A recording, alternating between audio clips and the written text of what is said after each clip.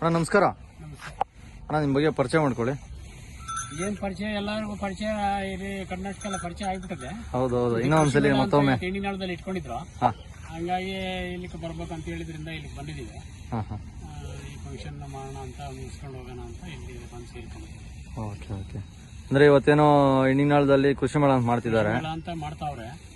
ಅದರಿಂದ ಬರ್ಲೇಬೇಕು ಅಂತ ಹೇಳಿದ್ರು, ಬಂದು ನೋಡೋಣ ಅಂತ ಇಲ್ಲಿ ಬಂದು ಮಾಡ್ತಾ ಇದ್ದೀವಿ. ಓಕೆ. ಎಷ್ಟು ಜೊತೆ ಯಾವಾಗ ಹಾಕೊಂಡ್ ಬಂದಿದ್ದೀರಾ ನೀವು? ಈಗ ಸ್ವಲ್ಪ ಹೊತ್ತಾಯ್ತು ಬಂದು, ಮೂರು ಹಾಕೊಂಡು ಇಲ್ಲಿ ಬಂದಿದ್ದೀರಾ? ಅವರು ಬಂದು ನೋಡ್ಕೊಂಡು ಹೋದ್ರು, ಒಬ್ಬರು ಅನ್ಕೊಂಡಿಲ್ಲ. ಈಗ ಅಲ್ಲಿ ಪಾಸ್ ಆಗಿದ್ರೆ ನಾವೆಲ್ಲಿದ್ದೀವಿ, ಇನ್ನು ಅಲ್ಲಿ ಸ್ವಲ್ಪ ಹೋಗ್ಬೇಕು ಅಂತ ಹೇಳ್ತಾವ್ರೆ, ಹೋಗೋಣ ಅಂತ ಇಲ್ಲಿ ಕಾಯ್ತಾ ಇದ್ದೀವಿ. Okay okay. ಈಗ ಇದು ಕಡೆ ಬಂದಿದ್ದಣ್ಣ, ಇದು ಕಡೆ ಬಂತು, ಇದು ನಾಲ್ಕಲ್ಲಾಯ್ತು. ಇದು ಎರಡು ಅಣ್ಣ ತಮ್ಮ, ಇದ್ರ ಮಗ ಅದು ಅದು ಅದು ಇನ್ನು ಅಲ್ಲಿಲ್ಲ, ಒಂದು 6 ತಿಂಗಳು ಇನ್ನ ಕಾಯ್ಬೋದು ಅಂತ ಕಾಣ್ತದೆ. ನೋಡೋಣ, ಇನ್ನು ಅದು ಬಿಡ್ತಾ ಇಲ್ಲ. ಅಲ್ಲಿಗೆ ಬಂದು ಸಮ ಬರೋವರೆಗೂ ಬಿಡಲ್ಲ, ಆಮೇಲೆ ಬೇಡ ಅಂತ ಅನ್ಕೊಂಡಿದೀವಿ. ಹೌದಾ?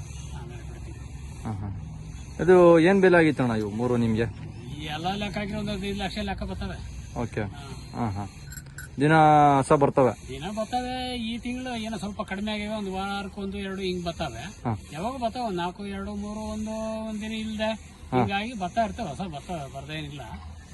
ಈ ತಿಂಗಳಲ್ಲಿ ಸ್ವಲ್ಪ ಕಡಿಮೆ, ವರ್ಷನೂ ಹಂಗೇನೆ. ಮುಂಗಾರಲ್ಲಿ ಸ್ವಲ್ಪ ಜಾಸ್ತಿ ಬರ್ತವೆ. ಬರ್ತವೆ.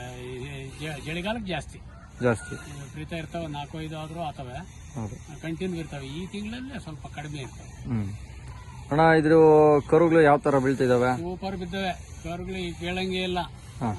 ಅದರ ತಂದೆ ಏನಾದ್ರು ಇದೆ, ಅದ್ರ ತರ ಇದು ಮಗನೂ ಹೆಸರು ಮಾಡ್ತಾ ಇದೆ. ಓರಿ ತರ ಇದು ಹೆಸರು ಮಾಡ್ತಾ ಐತೆ, ಮಗನೂ ಮಾಡ್ತಾ ಇದೆ. ತಂದೆ ಹೆಸರು ಹೇಳ್ತಾ ಐತಿ ಇವಾಗ. ತಂದೆ ಹಂಗೆ ಕಡಸ್ಕರಗಳು ಜಾಸ್ತಿ, ಓರಿಕರ ಕಮ್ಮಿ ಬಿದ್ರು ಓರಿಕರನು ಚೆನ್ನಾಗಿ ಉಟ್ಕೊಳ್ಳೋದು. ಹೌದು, ಬಸ್ತಿ ಬ್ಲಡ್ ಲೈನ್ ಹಂಗೆ ಬಿಡಿ, ಸೇಮ್ ಲೈನೇ ಅದು. ಓರಿಕರ ಸ್ವಲ್ಪ ಕಡಿಮೆ, ಇದು ಕಡಸ್ಕರ ಜಾಸ್ತಿ. ಆದ್ರೂ ಕಡಸ್ಕರ ನಮ್ಮ ಈ ಕಡೆ ಸಿಹಳ್ಳಿ ಭಾಗದವ್ರಿಗೆ ಒಳ್ಳೊಳ್ಳೆ ಕರ ಇದಾವೆ ನಮ್ಮ ಹೊಸಕೋಟೆ ತಾಲೂಕು. ಅಂದ್ರೆ ಅವ್ರಿಗೆ ಇನ್ನೂ ಅವ್ರು ಕಣ್ಣು ಬಿದ್ದಿಲ್ಲ, ಈ ಕಡೆ ಬಂದ್ರೆ ಬಿದ್ದರೆ ಒಳ್ಳೆ ಕರ ಅಂತೂ ಅವೆ. ಹೌದೌದು, ನಾನೇ ಸುಮಾರು ಕರ ನೋಡಿದೀನಿ. ಒಳ್ಳೆ ಶೋಕಿಗೂ ಆಗ್ತವೆ, ಮನೆಯಲ್ಲಿ ಸಾಕೋರ್ಗೆ, ಒಳ್ಳೆ ಬಿತ್ತನೆ ಮಾಡೋರಿಗೆ ಒಳ್ಳೊಳ್ಳೆ ಕರ ಇದಾವೆ. ಇಲ್ಲೇ ಇದು ಎಣ್ಣಿನಾಳ ಅಂತ ಇದು, ಇಲ್ಲಿ ಮುಂದ್ಗಡೆ ಒಂದು ಮಾವಿನ ತೋಪಲ್ಲಿ ಒಂದು ಕರ ಬಿದ್ದಿದೆ. ಬೊಮ್ಮೆ ಮಾಡಿ ಆಚಾರ ಮಾಡಿದ್ರು ತಪ್ಪಾಯ್ತದೆ, ಆದ್ರೆ ಕರ ಮಾತ್ರ ಸೂಪರ್ ಸೂಪರ್ ಕರ. ಈ ತರ ಕರ ಬಿದ್ದಿದ್ದಾವೆ. ಎಲ್ಲಾ ಕರನು ಹಂಗೆ ಬಿದ್ದಾವೆ, ಓರಿಗರನು ಹಂಗೆ ಬಿದ್ದಾವೆ, ಹೆಣ್ಣುಗರನು ಹಂಗೆ ಬಿದ್ದಾವೆ. ಓಕೆ. ಇದು ಅಣ್ಣ, ಇದು ಎಲ್ಲಿ ತಗೊಂಡ್ಬಂದಿದ್ ನೀವು? ಇದು ಮಾಗಡಿ ಹತ್ರ ಹೋಗಿ ಹಾಕೊಂಬಂದ್ವಿ, ಪಳ್ಳಿ ಅಂತ ಗಿರೀಶ್ ಅಂತ ಅವನ ಹತ್ರ ಹಾಕೊಂಬಂದ್ವಿ. ಇದ್ರ ಹುಟ್ಟಿದ ಕರ ಅದು ಬೈರ್ತಿ ಹತ್ರ ಇತ್ತಲ್ಲ? ಬೈರ್ತಿ ವಿನಯ್ ಹತ್ರ ಇತ್ತು ಅದು ಕರ. ಅಲ್ಲಿಂದ ಇದು ಅಲ್ಲಗಿಳೆ ಸಂತೋಷನಿಗೆ ಹೋಯ್ತು, ಅಲ್ಲಿ ಹೋಗಿ ಹಾಕೊಂಡು ನಾವು ಬಂದ್ವಿ. ಏನ್ ಬೆಲೆ ಆಗಿತ್ತು ಅಣ್ಣ ಅದು ನಿಮ್ಗೆ? 3 ಲಕ್ಷ ಅದು ಅಲ್ಲೇ ಸ್ಪಾಟ್ ಅಲ್ಲಿ. ಈಗ ವರ್ಷ ಆಯ್ತು ವರ್ಷ. ಇನ್ನು ಬಿಡಲ್ಲ ಓರಿ ಇದು? ಅದು ಎರಡಲ್ಲೂ ಹಾಕಿ ಸಮ ಬರೋವರೆಗೂ ಅದನ್ನ ಕರ ಬಿಡಲ್ಲ. ಸುಮಾರಾದ್ರೂ 100 ಜನ ಕಾತವ್ರೇನ ಈ ಕಡಸ್ಕರಿಗಳು. ಅದನ್ನೇ ಬಿಡಿಸ್ಕೋಬೇಕು ಅಂತೇಳಿ 100 ಜನ ಕಾತಿರ್ಬೋದು. ಆದ್ರೂ ಎರಡಲ್ಲಿ ಸಮ ಬರೋವರೆಗೂ ಹಸನ್ ಮುಖ ತೋರ್ಸಲ್ಲ. ಸ್ವಲ್ಪ ಕುದ್ರಕಂಡ್ಲಿ ಅಂತ ಇನ್ನೇನ್ ಹೇಳ್ತಾ ಇದ್ರು, ಸ್ವಲ್ಪ ನಡಬಳಿ ಬಲ್ಕಂಡ್ಲಿ ಅಂತ. ನಾವು ಅದ್ರಂತಾನೆ ಮಾಡೋಣ ಅನ್ಕೊಂಡು ಇದ್ದೀವಿ, ಇನ್ನು ಬಿಡ್ತಾ ಇಲ್ಲ. ಓಕೆ. ಇವೆಲ್ಲ ಈಗ ರನ್ನಿಂಗ್ ಅಲ್ಲಿ ಇದಾವೆ, ಎಲ್ಲ ಬಿಡ್ತಾ ಇದ್ದೀರಾ? ಅದನ್ನ ಮಾತ್ರ ಅದು ರಂಗ್ ಜಾಸ್ತಿ, ಇವಿಗಿಂತೂ ರಂಗು ಅದ್ರ ಬಿಟ್ರೆ ಕೆಡ್ತದೆ ಅಂತ ನಾವು ಬಿಡ್ತೇವೆ. ಓಕೆ ಅಣ್ಣ, ನಿಮ್ಮ ಹತ್ರ ಇನ್ನೊಂದು ದೊಡ್ಡವ್ರು ಇತ್ತಲ್ಲ, ಅದು ಇತ್ತು ಮೊನ್ನೆ. ಅದು 2-3 ಕೈಗೆ ಹೋಯ್ತು, ತಮಿಳ್ನಾಡಿಗೆ ಹೋಯ್ತು, ತಮಿಳ್ನಾಡಿಂದ ಬೆಂಗಳೂರು ಬಂತು, ತಿರುಗಿ ಬಸ್ತಿ ರಾಜಣ್ಣರ ಹತ್ರ ಹೋಯ್ತು. ಯಾರಾದ್ರಿಗೆ ಏನೋ ಕೆಡ್ಕಂತ ಮಾಡ್ಬಿಟ್ಟು ಎಲ್ಲ ಒಂದು ವಾರ ಆಯ್ತು, ಅದು ತೀರ್ಕೊಂಡ್ಬಿಡ್ತು ಪಾಪ. ಅದು ನಾವು ಕೊಟ್ಟು ಕೆಟ್ಟಿವೆ ಅಂತ ಕಾಣ್ತದೆ. ನಮ್ಮ ಹತ್ರ ಇದ್ರೆ ಇನ್ನೂ ಒಂದು 15 ವರ್ಷ ಬರಿ ಕಟ್ಟಿರೋದು, ಹೊಸ ಕಟ್ಟಿರೋದು.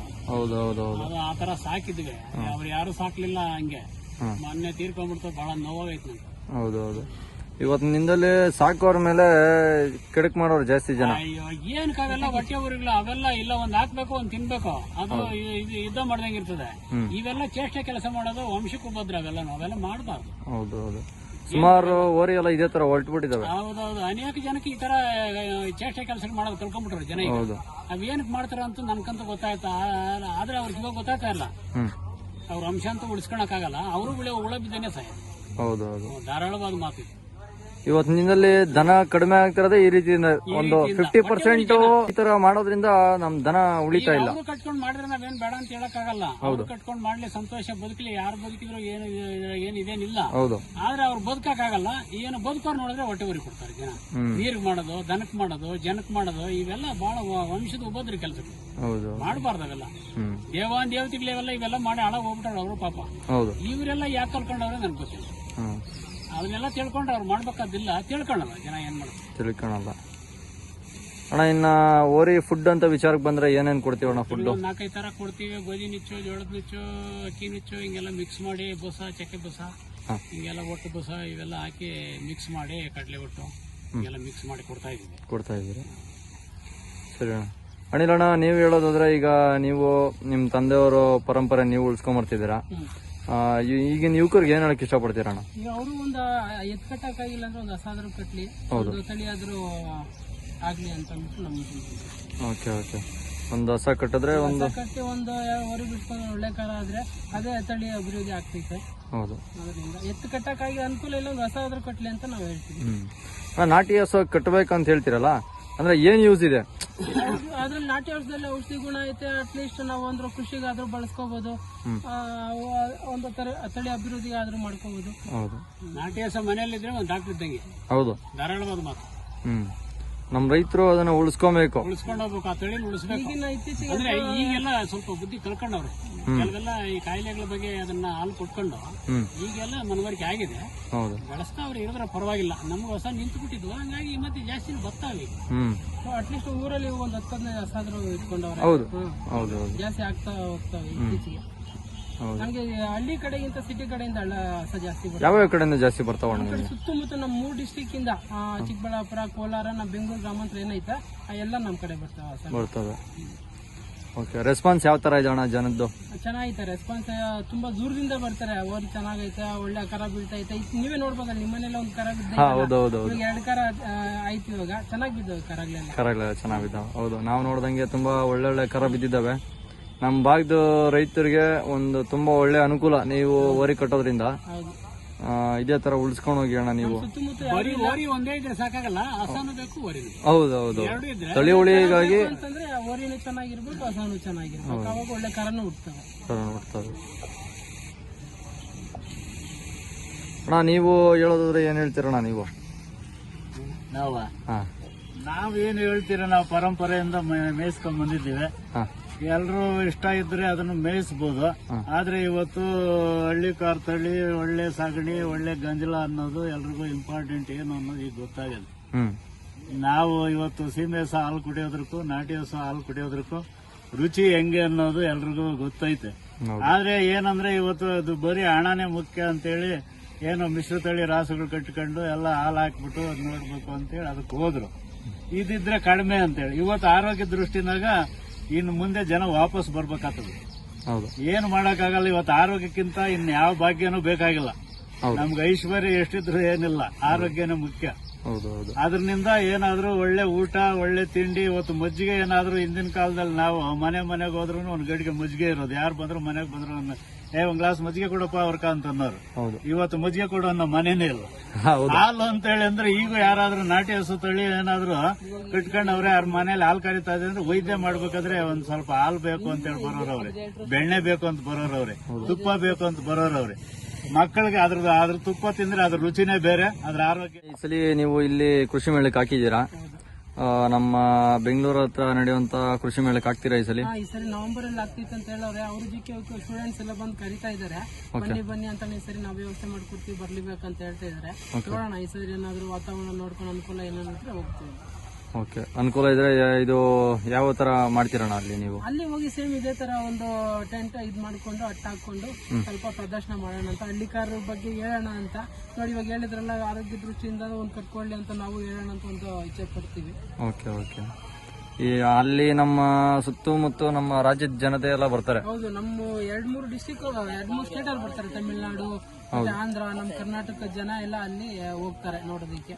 ಅಂತ ಜಾಗದಲ್ಲಿ ಹೋಗಿ ನಮ್ಮ ಇದ್ರ ಬಗ್ಗೆ ತಳಿ ಬಗ್ಗೆ ಹೇಳಿದ್ರೆ ಅವ್ರಿಗೂ ಒಂದ್ ಸ್ವಲ್ಪ ಮನ್ಸು ಬರುತ್ತೆ ಅಂತ ಕಟ್ಬೇಕು ಅನ್ನೋದ ಈಗಿನ ಇತ್ತೀಚಿನ ಯುವಕರುಗಳಲ್ಲಿ ಜಾಸ್ತಿ ಮಾಡ್ತಾ ಇದಾರೆ ಇದು. ಮುಂಚೆ ಇವಾಗ ಏನೊಂದು 50 ವರ್ಷದ ಹಿಂದೆ ಇತ್ತು, ಇವಾಗಿನ ಆ ಪದ್ಧತಿ ಮತ್ತೆ ಸ್ಟಾರ್ಟ್ ಆಗಿದೆ. ಅದನ್ನ ಉಳಿಸ್ಲಿ ಅಂತಾನೆ ನಾವೊಂದು ಇಚ್ಛೆ ಪಡ್ತೀವಿ. ಓಕೆ ನಾ ಇದು ನೀವು ಇಲ್ಲಿಗೆ ಬರ್ಬೇಕಂದ್ರೆ ಯಾವ ತರ ಪ್ರೊಸೀಜರ್ ನಡೀತಾಣ ಇದು? ಈ ಪ್ರೊಸೀಜರ್ ಏನಿಲ್ಲ, ನಮ್ಮ ಸ್ನೇಹಿತರು ಇಲ್ಲೆಲ್ಲ ಕಂಡಕ್ಟ್ ಮಾಡಿದ್ದು ಬರ್ಲೇಬೇಕು ಅಂತಂದ್ರೆ 2 days ಇಂದ ಕೇಳ್ತಾನೆ ಇದ್ರು. ಬನ್ನಿ ಅಣ್ಣ, ನೀವು ಚೆನ್ನಾಗಿ ಸಾಕಿದ್ರ ಹಳ್ಳಿಕಾರ ಅಂತ, ಅದು ಬರೋಣ ಅಂತ. ಅಟ್ಲೀಸ್ಟ್ ಇಲ್ಲಿ ಬರ್ತಾರಲ್ಲ ಅವ್ರಿಗಾದ್ರೂ ಒಂದು ಮನವರಿಕೆ ಆಗ್ಲಿ, ಒಂದು ಕಟ್ಲಿ ಅನ್ನೋ ಒಂದು ದೇಶದಿಂದ ಬರ್ತಿದ್ವಿ. ಈಗ ಶೋರೂಮ್ಗಳಲ್ಲೆಲ್ಲ ಗಾಡಿ ತಂದು ಮುಂದ್ಗಡೆ ನಿಂತ್ಕೊಂಡು ಇದ್ ಮಾಡ್ತಾರಲ್ಲ, ಅದೇ ತರ ನಾವು ಇದ್ ಮಾಡ್ತಾ ಇದೀವಿ ಈಗ ಅಷ್ಟೇ. ಕೃಷಿ ಮೇಳದಲ್ಲಿ ಒಂದು ಯಾರು ನ್ಯೂಸ್ ಬಂದಾಗ ಅವ್ರಿಗೆ ಹೇಳಿದ್ರೆ ಅವ್ರು ಒಂದು ಕಟ್ಬೇಕನ್ನೋ ಒಂದು ಮನ್ಸು ಬರುತ್ತೆ, ಅವ್ರಿಗೂ ಉತ್ಸಾಹ ಬರುತ್ತೆ ಅಂತ ಅಂದ್ಬಿಟ್ಟು ನಾವ್ ಇಲ್ಲಿ ಬಂದಿದೀವಿ. ಓಕೆ, ಈಗ ಅಲ್ಲಿ ಜಿಕೆ ಹೋಗ್ಬೇಕಂದ್ರೆ ಯಾವ ತರ ಅದು ಪ್ರೊಸೀಜರ್ ಇದೆ? ಅಲ್ಲಿ ಏನೋ ಒಂದು ಕೇಳ್ಬೇಕು ಅವ್ರನ್ನ, ಯಾವ ತರ ಇದುವರೆಗೂ ನಾವು ಹೋಗಿಲ್ಲ, ನಾವು ಸುಮ್ಮನೆ ನೋಡಕ್ ಹೋಗ್ತಾ ಇದ್ವಿ. ಈ ಸರಿ ಬನ್ನಿ ಅಂತ ಕೇಳ್ತಾ ಇದ್ದಾರೆ, ನಾವೇ ವ್ಯವಸ್ಥೆ ಮಾಡ್ಕೊಡ್ತೀವಿ ಅಂತ ಹೇಳ್ತಾ ಇದ್ದಾರೆ. ನೋಡೋಣ ಈ ಸರಿ ಅಲ್ಲಿ ಹೋಗಿ ಕಂಡಕ್ಟ್ ಮಾಡೋಣ ಅಂತ ನಮ್ದು ಒಂದು ಅನ್ಕೊಂತ ಇದ್ದೀವಿ. ನಿಮ್ ನಂಬರ್ ತಿಳಿಸಿ ಅಣ್ಣ. ನಿಮ್ದು 9986066939 83-100-65569. ಯಾಕಂದ್ರೆ ಓರಿ ಬಿಡೋದಕ್ಕೆ ಹೊಸ ಯಾವ ಟೈಮ್ ತುಂಬಾ ಭಾಗದಿಂದ ಹೇಳಿದ್ನಲ್ಲ, ಇವಾಗ 3 ಡಿಸ್ಟಿಕ್ ಇಂದ ಬರ್ತಾರೆ ನಮ್ಗೆ. ಬೆಂಗಳೂರು ಗ್ರಾಮಾಂತರ, ಕೋಲಾರ ಮತ್ತೆ ಚಿಕ್ಕಬಳ್ಳಾಪುರ ಡಿಸ್ಟಿಕ್ ಏನಿದೆಯೋ ಅಲ್ಲಿದ್ದ ಹಸುಗಳು ಅದೆಲ್ಲ ನಮ್ ಕಡೆನೇ ಬರ್ತಾರೆ. ಈ ಸುತ್ತಮುತ್ತ ಓರಿ ಒಳ್ಳೆ ಓರಿ ಇಲ್ದೇ ಇರೋ ಕಾರಣ ಹೋದ್ರೆ ಇನ್ನು ನೆಲಮಂಗ್ಲ ಆ ಸೈಡ್ ಹೋಗ್ಬೇಕು, ಇಲ್ಲ ಕನಕಪುರ ಮಾಗಡಿ ಆ ಕಡೆ ಹೋಗ್ಬೇಕು. ಅದರಿಂದ ಹತ್ರ ಅಂತಂದ್ಬಿಟ್ಟು ನಮ್ಗೆ ಇಲ್ಲಿಗೆ ಬರ್ತಾರೆ. ಓಕೆ, ಏನ್ ಚಾರ್ಜ್ ಮಾಡ್ತಿದ್ದೀರ? ನಾವು 1000 ರೂಪಾಯಿ ಮಾಡಿದೀವಿ. ನೋಡೋಣ, ಇನ್ನು ಸಾಕಾಗಲ್ಲ, ತಿಂಡಿಗಳು ಖರ್ಚು ವೆಚ್ಚ ಜಾಸ್ತಿ ಆಗ್ತಾ ಇರೋದ್ರಿಂದ ಸ್ವಲ್ಪ ಜಾಸ್ತಿ ಮಾಡೋಣ ಅನ್ಕೊಂತ ಇದೀವಿ. ನೋಡೋಣ. ಓಕೆ, ಅಂದ್ರೆ ಯಾವ ಟೈಮಿಂಗ್ಸ್ ಅಲ್ಲಿ ಹೊಸ ಬಂದು ಸೂಕ್ತಣ? 24/7 ಯಾವಾಗಾದ್ರೂ ಬರ್ಬೋದು. ಅಂದ್ರೆ ಬೆಳಗ್ಗೆ ಮಾರ್ನಿಂಗ್ ಒಂದು 8 ಗಂಟೆ ಒಳಗಡೆ ಮತ್ತೆ ಸಂಜೆ 5 ಗಂಟೆ ಮೇಲೆ ಬಂದ್ರೆ ಒಂಥರ ಅನುಕೂಲ ಓರಿ ಬಿಡಿಸೋದಕ್ಕೆ. ಓಕೆ, ಅಂದ್ರೆ ಏನು ತಂಪು ಇರುತ್ತಂತಾರ? ತಂಪು ಬೆಳಗ್ಗೆ ಟೈಮ್ ಎಲ್ಲ ಬಿಡಿಸ್ಕೊಂಡ್ರೆ ಒಳ್ಳೇದು ಅಂತ ಬಿಸಿಲು ಇರುತ್ತಲ್ಲ, ಅದು ಮತ್ತೆ ರಿಪೀಟ್ ಆಗೋ ಚಾನ್ಸಸ್ ಜಾಸ್ತಿ ಇರುತ್ತೆ. ಬೆಳಗ್ಗೆ ಟೈಮ್ ಬಂದ್ರೆ ಒಳ್ಳೇದು ಅಂತ. ಹೊಸ ಹೀಟ್ ಅಲ್ಲಿ ಇರೋದ್ರಿಂದ ಅದು ಮತ್ತೆ ಹೀಟ್ ಆಗೋ ಚಾನ್ಸಸ್ ಇರುತ್ತೆ. ಬಂದ್ಮೇಲೆ 8 ಅವರ್ ಆದ್ರೂ ಟೈಮ್ ಇರ್ಬೇಕು ಅದಕ್ಕೆ. ತಕ್ಷಣ ಬಿಡಿಸಿದ್ರು ಅಷ್ಟು ಮೇಲ್ ಬರಲ್ಲ. ಒಂದು 8 ಅವರ್ ಗ್ಯಾಪ್ ಕೊಟ್ಟು ನೆಕ್ಸ್ಟ್ ಬಂದ್ರೆ ಅನುಕೂಲ ಪಾಸ್ ಆಗೋ ಚಾನ್ಸಸ್ ತುಂಬಾ ಜಾಸ್ತಿ ಇರುತ್ತೆ. ಈಗ ನಿಮ್ ಹತ್ರ ಓರಿ ಬಿಡಿಸ್ಕೊಳತ್ತಾರಲ್ವಾ, ಅಂದ್ರೆ ಯಾವ ತರ ಪ್ರೊಸೀಜರ್ ಅವ್ರು ಮಾಡ್ಬೇಕಂದ್ರೆ ಹಸು ನೋಡ್ಕೊಳೋದು ಯಾವ ತರ ಇರ್ಬೇಕು? ಹಸು ಇದ್ ಮಾಡೋದು ಹಿಂದ್ಗಡೆ ಒಂಥರ ವೈಟ್ ಡಿಸ್ಚಾರ್ಜ್ ಆಗಿರುತ್ತೆ, ಮತ್ತೆ ಏನಾದ್ರು ಮೇವು ತಿನ್ನೋದು ಬಿಡುತ್ತೆ, ಇಲ್ಲಾಂತಂದ್ರೆ ಹಸು ಯಾರಾದ್ರೂ ಕಟ್ಟಾಕಿದ್ರೆ ಅದ್ರ ಮೇಲೆ ದಾಟಕ್ ಹೋಗುತ್ತೆ. ಆ ತರ ನೋಡ್ಕೊಂಡು ಬರ್ಬೇಕಾಗುತ್ತೆ. ಅಂದ್ರೆ ಓರಿ ಬಿಟ್ಟಿದಾದ್ಮೇಲೆ ಯಾವ ತರ ನೋಡ್ಕೊಬೇಕು? ಓದಿ ಬಿಟ್ಟಿದ್ದಾದ್ಮೇಲೆ ಸ್ವಲ್ಪ ಹಸಿರು ಮೇವು ಸ್ವಲ್ಪ ಕಡಿಮೆ ಮಾಡಿ, ತಿಂಡಿಗಳು ಕಡಿಮೆ ಮಾಡಿ 1 ತಿಂಗಳು 2 ತಿಂಗಳು ಪಾಸ್ ಆಗೋವರೆಗೂ ಬಿಟ್ರೆ ಒಳ್ಳೇದು. ಅಣ್ಣ, ಈಗ ಜೋಳದ ಕಡ್ಡಿ ಇವೆಲ್ಲ ಕೊಡಬಹುದಾ? ಅದು ಸ್ವೀಟ್ ಕಾರ್ನ್ ಅಂತ ಬರುತ್ತಲ್ಲ, ಯಾವ್ದೇ ಕಾರಣಕ್ಕೆ ನಾವ್ ಹೇಳೋದು ಸ್ವೀಟ್ ಕಾರ್ನ್ ಜೋಳ ಕಡ್ಡಿ ಹಾಕ್ಬೇಡ ನಾಟಿ ದನಕ್ಕೆ ಅಂತ ಅಂದ್ಬಿಟ್ಟು ನಾವ್ ಹೇಳ್ತೀವಿ. ಮತ್ತೆ ಇದಣ್ಣ, ಈಗ ಹೈಬ್ರಿಡ್ ಸಿಮುಲ್ ಬಂದಿದೆಯಲ್ಲ, ಎಲ್ಲ ಹಾಕ್ಬೋದು. ರಾಗಿ ಹುಲ್ಲು ಒಂದು 3 ತಿಂಗಳು ಫಲ ಕಚ್ಚೋವರೆಗೂ ಅದು ಒಣಮೇವು ಹಾಕಿದ್ರೆ ಒಳ್ಳೇದು. ಸರಿ ಅಣ್ಣ.